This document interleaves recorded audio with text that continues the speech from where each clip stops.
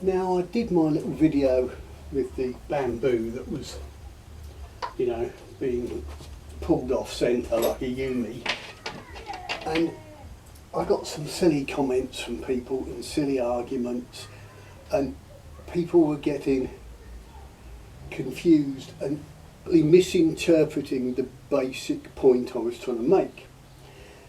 The basic point I was trying to make wasn't that one limb's stronger or weaker than the other necessarily. It may be, it may not be. The main thing I was trying to say is that you can't actually separate the limbs unless you clamped a bow immovably in the middle or 1/3 of the way up or somewhere. Until you clamp it immovably, the limbs aren't separate, they're part of an overall system. And anyway, this argument went on and on. In the end I thought, well, I'll simplify it into a very, very simple system that you can't possibly argue with.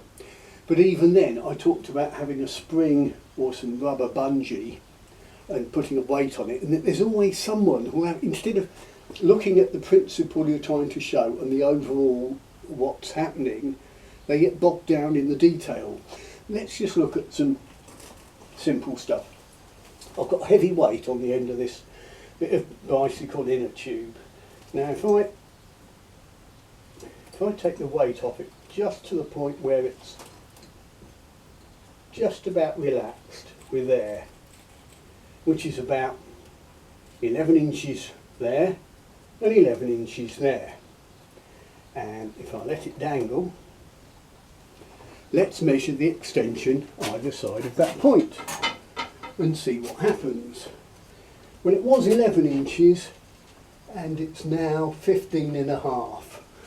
So 11 from 15.5 is 4.5, yeah? So we got 4.5 inches of extension. Don't know if that will show up on camera. And similarly, at the bottom, it's about 16. Within the measurement error, 15.5 again.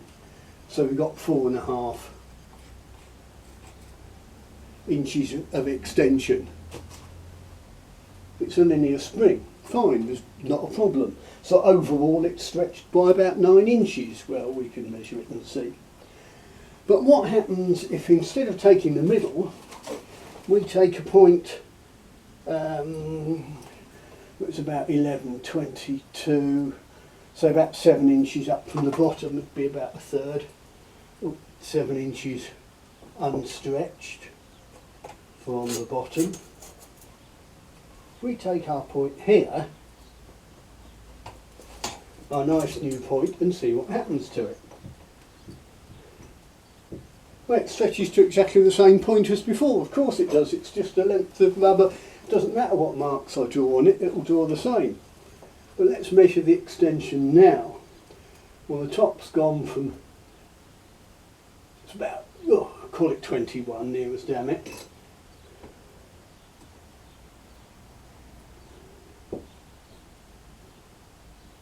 It's gone from 15 to 21, which is 6 inches.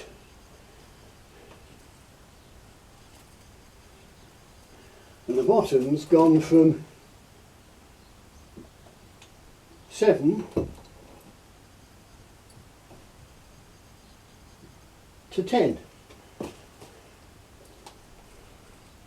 3 inches. Well, if we, instead of just putting marks on it, if we call that a grip, if we say we've got the grip in the middle and call these limbs, they stretch equally. If we now move our grip to there, we find our upper limb has deflected 6 inches and our lower limb has only deflected 3. This bit of rubber must be stronger, mustn't it? Well, that's obvious, complete and utter nonsense. But that's exactly the same argument as people were applying to a Yumi bow. I'm not saying that the shorter limb isn't stronger. It may be tillered that way, but you can't just convert deflection into strength.